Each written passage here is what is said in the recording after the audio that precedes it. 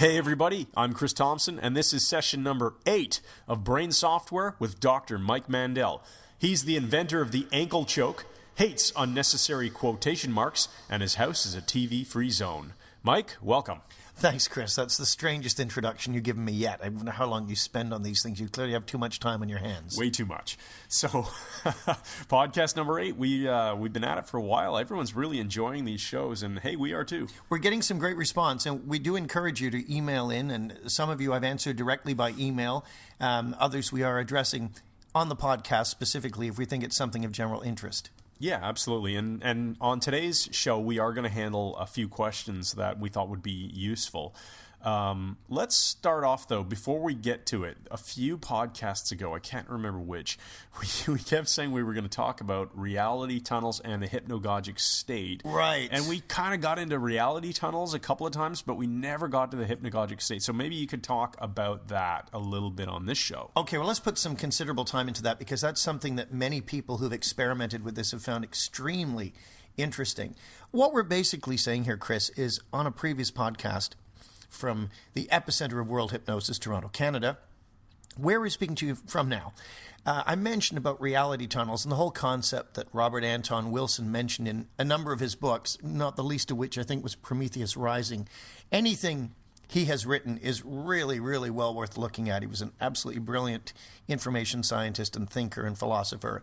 And he spoke of reality tunnels, and I'm not just talking about the reticular activating system where our beliefs and our perceptual filters tend to make things seem to be true or not true. I mean, Anton Wilson said that what the thinker thinks, the prover proves. So if part of us thinks something is true, the proving part of our personality will make it seem to be true. And I gave the example a few podcasts ago that, if we believe that, let's make up a non-existent race, let's say, Martians are a race of people, we say Martians all steal. And if that's our belief, then we will tend to see every Martian as being a potential or actual thief because our perceptual filters will act in that regard. Now, Robert Anton Wilson goes beyond that, and he talks about reality tunnels where very, very strange things happen as we begin to take on specific perceptual points of view. For example, I talked about the quarter experiment and said how he says you should imagine that the ground is littered with quarters, or at least that when you go out next time or choose the coin of your choice of your realm, but it should be, not too big, not too small, quarters perfect. Imagine that when you go out, you are going to find a quarter on the ground. Make this vivid and real in your mind and see how long it takes. You won't find any other coin. It will be a quarter specifically. Well, of course, I talked about how I did this to see what would happen. And interestingly, a couple of days later, I was coming out of a store and sitting right on the sidewalk in full view, right in front of me, I didn't have to turn to either side, was a bright, shiny quarter that somehow everybody else passing in and out of the store did not see. So I picked it up and took it home and read further on in his book, and he recommended that the next step is to do it again and notice how much quicker you find it the second time. And so I remember shaving at home, and it was 1 p.m., and I thought, I'm going to find another quarter. And I started thinking about one being on the ground and so on. Well, it took less than 2 hours. I went out, and there's a chain of donut shops here in Canada called Tim Hortons, named after the ex-Toronto Maple Leaf hockey player who died tragically many years ago. And I went into a Tim Hortons and bought a cup of coffee and came out, and right behind my car, 6 feet away from it, directly behind my car in a crowded mall, was another quarter. And I won't even tell you the language I used, as I was surprised to see this, but suffice to say it was rather colorful, and my shock was expressed thusly. And I was astounded. Well, then he said, if you can find quarters by doing this, why not now build a reality tunnel that says something like this? Adopt the view that the world is a happy, friendly, giving, and generous place, and notice what your day goes like. And then maybe maintain that for a week and see what happens. So every time I've been getting up in the morning, I've been imagining and pretending, and then pretending I'm not pretending anymore, that the world is a happy, generous, loving, and friendly, giving place. And my entire week has gone phenomenally differently. External circumstances appear to be realigning themselves to match this reality tunnel. Now you can also, to our listeners, you might want to try doing the opposite of this. Attempt adopting the reality tunnel that the world is a paranoid, dangerous place full of creeping totalitarianism and nefarious plots, and hold that with every part of your being for 1 week, and notice how your experience will confirm that. That doesn't sound like something I want to do. No, in fact, I'm not recommending it. I'm saying it, but choose one or the other and just see what kind of week you have. And of course, you always have the opportunity to change back to a reality tunnel you prefer.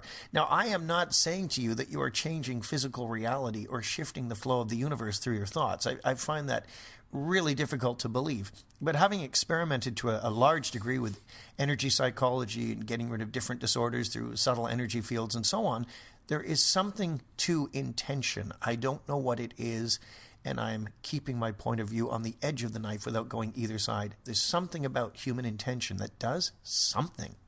It almost reminds me, because I did this week, of goal setting and the power of writing down your goals as opposed to just thinking them. Is there any maybe connection in terms of what we're talking about here? Yeah, there really is, Chris. I'm not sure what it is, but that's a great question. And you won't hear me say I'm not sure or I don't know very often, purely because if I don't know, I'll just skirt the issue entirely rather than have to admit that. But I've just admitted it now, which is a very big thing of me, so it really means I was right all along. And it's the right thing to do, to admit that you're occasionally wrong. So even in that, I turned out to be right. So goal setting, yeah, a good friend of mine was working on goals at one point, and he said he didn't write them down, he just thought about them. And then he remembered hearing, write them down, write them down, write them down. He thought, well, I don't need to write it down. He said, yeah, but I'm going to this time. So he wrote his goals down, and he said that was the year he hit everything. Actually writing them down did something. Now, you know, Chris, that I provided the Navigator program, which the Navigator system is a means of redirecting your life according to your intention in 5-second increments through the day.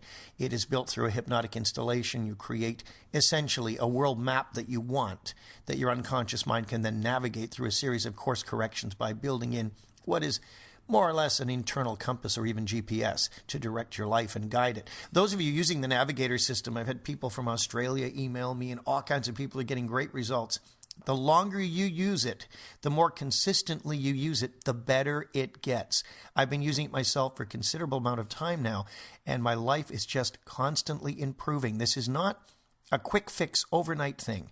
The Navigator system is meant to be part of your life that will gently but firmly guide you to get more of what you want out of life, and it works through human intention. So what kind of compass statements might people give themselves in order to adopt some of the topics that we've been talking about here? That's a good question. Those of you using the Navigator system, make some compass adjustments for your own entertainment. Something along the lines of more coincidences, less sameness, and see what you get. More synchronicity, less boredom, and apply that consistently, and notice how startling life can be. And for those of you who have absolutely no idea what the Navigator system is, head on over to MikeMandelHypnosis.com and you'll see there's a description of it on the site, and it's available for your purchase and enjoyment. And it's a fantastic program. I love using it. I always find that when I'm driving, that's when I remember to use compass statements the most often. I think it's because when I first installed it, I had to go out right after that in the car. So I started using the compass statements, and it's anchored to the car now for me that I always remember, oh yeah, somebody cuts me off. Oh, more relaxation, less frustration, something along those lines. And that's interesting, Chris, because where, other than a car, would you be thinking in terms of direction? More particularly, insofar as we use compasses. When we drive, we use compasses to get around either an internal check against the web that we have set up in our own personal schema and experience, that we can then outwardly afford more of all of the above in life in a way that is congruent with our goals and in a way that draws in to our very lives themselves all the things that you need now to drift into it further and thoroughly enjoy. That experience is good for you. Wide awake now. That was awesome, Mike. Okay, so talk to me and the audience about the hypnagogic state and how reality tunnels play into that. Oh, this is something I've been experimenting with for a little while now. And it's what got me thinking about it was when I found the second quarter. Part of my brain actually thought for a moment, have I hypnotized myself so that I would place quarters behind my car and then put myself in a trance to have myself forget, so I would find the quarter and not know I put it there. And somewhere down the line, I'm going to find a note from myself saying, wide awake now, you've been messing with your own head and have forgotten.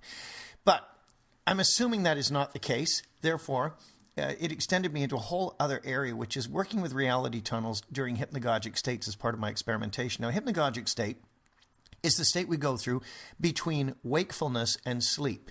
It can last anywhere from seconds to several minutes. And of course, the sight sense, the visual sense, shuts out first because our eyes are shut. So if our eyes are closed, the visual's gone. The last one to go, though, is sound.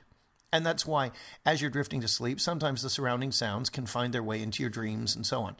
And when you go through this hypnagogic state into a true sleep state, I've discovered that it's possible to build an internal contract with my own unconscious mind so that I begin to imagine the roots of a dream experience that my unconscious then segues into an actual dream that I remember the next day. The key is you must, in this reality tunnel and in this experiment, be really comfortable and cozy. I recommend you have the room cool, bundle up with blankets, and use something to set up a nice background noise. I use a sound machine with either waves or rainfall or something on it, and I get this cozy, dark atmosphere. Now, one of the most powerful ways of experiencing your own past is firing anchors from your past. Now, I grew up with a teddy bear. So my wife and I have a couple of bears on the bed and a stuffed cat, and of course our real cats occasionally wind up on the bed as well. But I think it's important you wrap around a teddy bear if you have one. It will fire these states going right back to your childhood and start to build an experience around you and the bear. My last group of master hypnotists went through this and had some rather startling experiences as a result of their experimentation. One of them had the bear appear in her dream, standing in the front hallway of her house. And so you wrap around the bear and you imagine the two of you are going through an adventure. I have about 5 ongoing storylines right now involving the two bears in the bed and myself. One of them is Blues Bears. We were traveling through the southern U.S., hitching rides on trains. One of the bears has a small resonator guitar, matching my own National Steel. The other one has a small harmonica.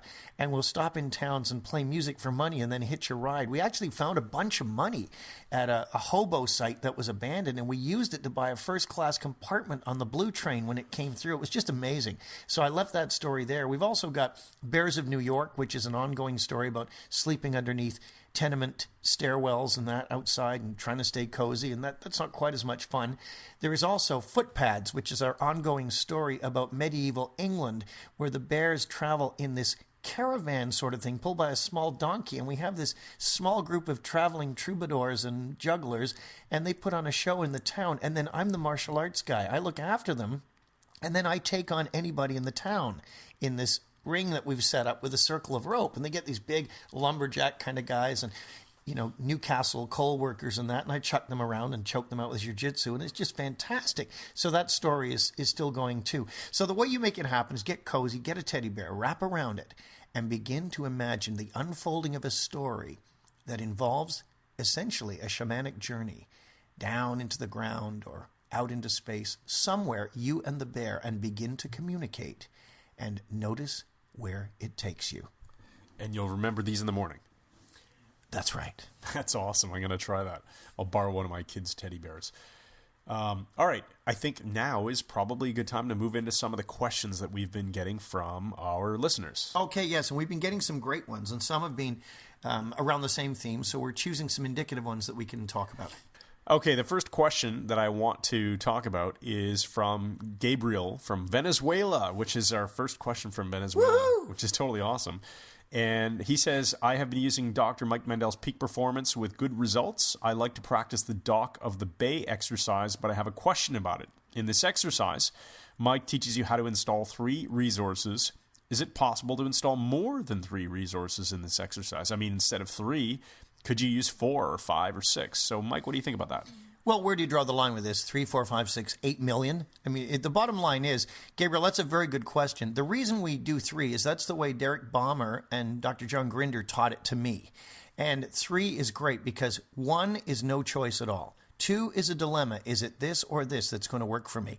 And 3 gives us choice. 3 is always a good number to work with. We always say choice is better than no choice. And so that's why we stick with 3. You will find working with 3 resources in this brilliant method that John Grinder created, Dock of the Bay, that your brain will choose resources that are entirely appropriate. If you get 3 good enough ones, you're not going to need a larger number. I think 3 is just about right. Yeah, and you don't want to overwhelm yourself with too much choice either, right? Well, yes. I mean, when I'm seeing clients again, as you know, Chris, and I've been around the Greater Toronto area, the GTA, for both remedial change, which is fixing things that are wrong and dealing with phobias and anxieties and all sorts of things, and also generative change. I've recently been working with a young world-class gymnast who's just phenomenal, and we're seeing what changes we can make with him, and salespeople and so on. And one of the things I always tell my students when we teach for NLP Canada at the University of Toronto is one of the mistakes that even good hypnotists and good therapists make is doing too much in one session. Don't throw everything at them. If you're making powerful changes in the unconscious mind, give them time to resonate through the personality, to let the changes settle and sink in nicely, and you'll get a much better result than by overwhelming the person, which is why I say we stick with 3 resources, which will be sufficient. Makes complete sense to me. Gabriel, let us know if it helps you out. Okay, our next question comes from Lisa in Oshawa, Ontario. And Lisa's asking about her teenage daughter, who is a very high energy person and has some trouble going to sleep at night. And already owning Mike Mandel's Hypnosis CDs, but realizing they're not geared towards helping you go to sleep. In fact, at the end of each CD, Mike usually leaves a command to tell you to feel wide awake and alert. So they're not really the ideal sleep aids. Question is, what can you do to help a child who is having trouble fall asleep, or anybody who's having trouble fall asleep? Mike, what can you do to help people to get to that relaxed state so they can fall asleep easier? Well, this is a very interesting question. It's a very common thing. There's all sorts of things that play into the question of insomnia. One of the 2 types is the difficulty falling asleep, shutting the brain down initially. And the second type is the waking up at 3 a.m., lying awake for a couple of hours and falling asleep just before it's time to get up and being exhausted all day. And they're both treated through different methods. What is interesting about this, Lisa, is right now I'm just in the process of formulating my next program. We are about to release the pain management program, which should be very, very useful to anybody with chronic pain. But we're also going to be following it with a program for dealing with insomnia, all sorts of it, and helping people get a good night's sleep. Not just getting rid of insomnia, but having a good, healthy night's sleep. And I'll be looking at that in considerable depth on that program. In the meantime, you shouldn't have her listen to the program before bedtime, as Chris said, because it is designed to wake you up. It would be like taking a power nap before going to bed. So it's counterproductive. She might want to use the stress relief CD, which I believe you probably have, in which case she can use the hypnotic trance on that to zone out earlier in the day to release some of this state. But I suspect she needs to go after it more directly if she's very hyper and awake. One of the things she can do is on the stress CD, there is a method of self-hypnosis in the conscious training track. She can use that to learn the hypnosis on it, and then apply the hypnosis directly at bedtime and have the hypnotic trance segue into a sleep state instead of having her awaken and then go to bed. I do that all the time myself. Use the stress relief CD, track 1, and have her learn the self-hypnosis technique. If she's a teenager, she'll have no trouble doing that whatsoever, and she can then apply it anytime, anywhere, and go into a trance and let the trance just turn into sleep. Perfect. Yeah, and like I said, I do that myself anytime that I wake up and can't go back to sleep, because I usually don't have trouble falling asleep at night. It's when I wake up at 3 a.m. and my mind is spinning about all kinds of ideas, and I use that technique to go back to sleep. Another thing, too, with the 3 a.m., now, I'm not a medical doctor, so I can't prescribe. I cannot treat for a specific disorder, and I cannot diagnose. But listen to me carefully. Many people have discovered that the homeopathic medicine Nux vomica, taken in the 30C potency, is very, very useful for falling asleep in the middle of the night again if you awaken and can't get back to sleep. It's the 3 a.m. wake up it works for. You don't want to overtake it. A good homeopathic website will tell you how much to take and how to apply it directly. But Nux vomica, also known as Colabrina, seems to be specific for the 3 a.m. wake up, and it's worked extremely well for me. Okay, fantastic. So let's move to the next question. This is a really interesting one, and I'm actually not going to use a name or location on this one just to keep the identity a little bit more hidden. But the question comes from a woman who has never thought of using hypnotherapy before, but is now considering using it to forget. She wants to forget, i.e. have amnesia for a past love, to never ever contact him again. And the specific details are that she's married, she has kids, and she seems to not be able to stop herself from phoning an ex. And she wants to, her own desire is to get the memory completely out of her mind, have amnesia for it. And Mike, I'm wondering if you have any alternative suggestions, and maybe we can talk about how the threshold of change applies here. Yes, well, certainly I agree with you, Chris, that amnesia would not be the proper solution here. Burying memories, having them disappear, is not a healthy thing to do. Repression does occur naturally with trauma, but it sounds to me what I'm hearing here is internal conflict. And whenever there's internal conflict, I want to do this, but I also want to do this, or I should do this, but I can't do that. Whenever there is conflict, there is a lack of parts integration. Now, we all have different parts to our personality. I think it was Richard Bandler or John Grinder said we are all perfectly functioning multiple personalities. The difference is we know about them all. If it's pathological, they don't all know about each other. But there's sometimes a disorder between the different parts in our personalities. And the more we integrate and the more we grow and the more we move on in life instead of being stuck, the more these parts will cooperate with each other like a well-oiled machine or like a committee working together instead of fighting with each other or having some sort of disorder present. What I'm hearing is a disorder, parts disorder. A good NLP practitioner could help her through a parts integration to align her personality to move forward on this. She might also have to experiment, as you said, Chris, with the concept of threshold. Threshold is when you're going to change. I mean, until you reach threshold, you will not change. No matter how much other people want someone to change, until they are at threshold, they will not, no matter what the therapy is. Threshold is when you can congruently say, something has to change, and it has to be me that changes, and it has to be now. And if you don't have all three of those operating, you're not at threshold. It's a simplified version of it. But when you are at threshold, the therapy chosen is the least important thing. Threshold alone can give a huge push to making personal change. So you got to find out what you really, really want here. Determine which thing it is. Are you going to keep this marriage together? If so, you got to get rid of this guy.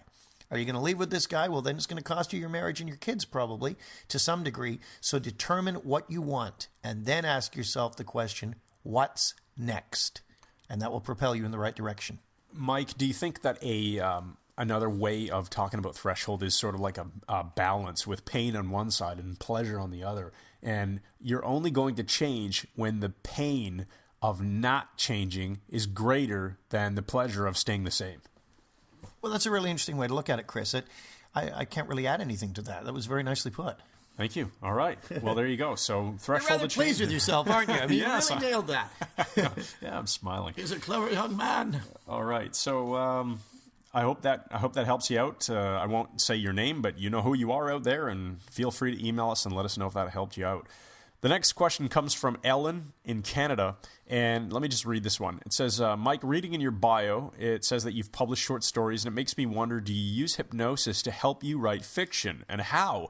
I find myself struggling to combine two types of thinking, my own critic, analytical, deciding on a narrative strategy, while also giving up control, just dreaming up the story. I find this hard to do. Is there any way I can tell my inner critic to take a break while I do a first draft? Plenty of alcohol?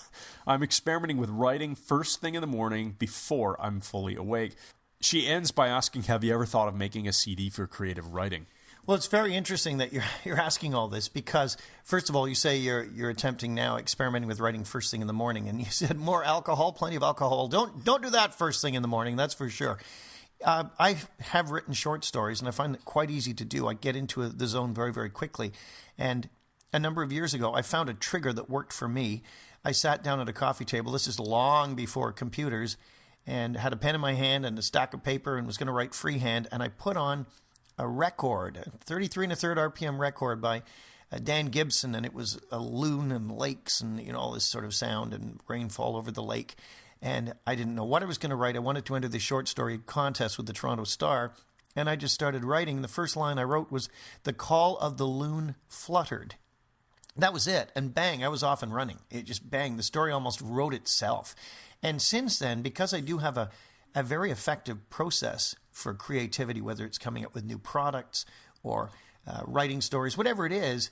I've decided to share it with the planet because my friends are always saying, you got to write a book, you got to write a book, you got to write a book. Well, I won't. It's too much trouble, and life should be fun. So rather than that, that's why we're doing these podcasts, so I can get all this stuff, since I've been putting in my head for, 58 years, get it out there to you so you can use it without me having the burden of having to write a book. Now, one of these things is creativity, and it's something I call chain reaction creativity, and I'm now delivering this as a keynote to different corporations. I just did one in Nova Scotia just a little while back, and it was very well received, and we show how everybody needs creativity, and it's very easy to trigger this and make it work. What I suggest you do is, if you could take a scan of a page of your handwriting on unlined paper with your favorite pen and email it to us, I will look at your handwriting, and as a graphoanalyst, I should be able to give you some insights as to how to liberate that creativity. I have some ideas already, but I need to see your writing to be sure, Ellen. So send it on to us, and I'll take a look at it for you. All right, very cool offer, Mike. Hopefully she'll take you up on that. And that actually is going to end, I think, the time that we have for questions on this particular podcast. But we'll definitely cover more in future podcasts. So keep sending them in. Like we said, we read them all, and we're happy to answer them. And I'll ask Mike every question that we get here. Questions at MikeMandelHypnosis.com is the email address to use, and there's one L in Mandel. So let's wrap up with a therapeutic metaphor, Mike. I think I've got a good one for you. You've got one in mind? All right, go for it. A number of years ago, a friend of mine was working for a group called ADWIC, which was the Association in Defense of the Wrongly Convicted. And the president or high up of the organization was Reuben Carter, also Hurricane Carter, who was the subject of the film The Hurricane, which was Denzel Washington who played him in the film. And Reuben was incarcerated, I think mostly in solitary confinement, for about 19 years for a couple of murders he did not commit, and was finally not just pardoned but exonerated and completely set free. And he's got a fascinating story. Bob Dylan wrote a song about him, the Hurricane. And so anyway, Hurricane Carter had wanted to meet me through a mutual friend, and so we arranged the meeting at a barbecue at her house. And my wife and this woman were in the house cooking dinner, and Reuben and I sat out at the picnic table and talked for quite a while. And there was no rapport between us at all. I was being so respectful to him and deferential because I have such a respect for the man that I think he saw it as a sign of weakness. And being an Enneagram Type 8 as I am, weakness is not appealing. And so at one point he said, Brother Mike, he said, we've been dancing around each other for 2 or 3 rounds, but we ain't thrown no punches yet. Now, you got to realize Reuben was given the middleweight boxing champion of the world belt in Las Vegas a few years ago, because he definitely was on track to win it if he had not gone to prison. So he was a phenomenal boxer. So when he said to me, we've been dancing around for a couple of rounds, haven't thrown any punches yet, I realized at that moment I had no rapport with him because I wasn't making a show of strength. And so I said, well, Reuben, do you think I'm going to box with the middleweight boxing champion of the world? You're crazy. And he sort of smiled. And I said, I'm a jiu-jitsu fighter. I said, I'm going to get in close, sweep your legs, take you to the ground, and choke you out. And his eyes, he just glared at me for a second. And then he sort of smiled, and then he burst out laughing. And he said, come over here, bro. And he gave me this big hug, and we became very, very good friends after that. I just had to meet him at the right point. Now, that's a story that I can understand. That's right. Finally one that I get the meaning of, Mike. All right. Listen, hey, that is a great way to wrap up the show, I think. So this has been podcast number 8 of Brain Software with Dr. Mike Mandel. As always, I want to give you a reminder to head on over to the website, sign up for our email list so you can get all the stuff that we'll send out to you, which is awesome stuff. Come study with me in Toronto in April. Yeah, come to Toronto. Mike's hypnosis course is the best in the world. And head on over to the website and check out the new chronic pain management program that will be released by the time this podcast gets put up on iTunes, because we're just in the final stages of launching that, and that'll be really helpful for anyone dealing with chronic pain. I'm Chris Thompson. I hope you enjoyed the show, and we'll see you back here on podcast episode number 9. Hi, everybody. This is Christopher Walken. I hope you're enjoying these free brain software podcasts with Dr. Mike Mandel and Chris Thompson. I'm learning a lot, and I especially like the guitar music at the end. It helps me feel calmer and more menacing. Hit it, Dr. Mike.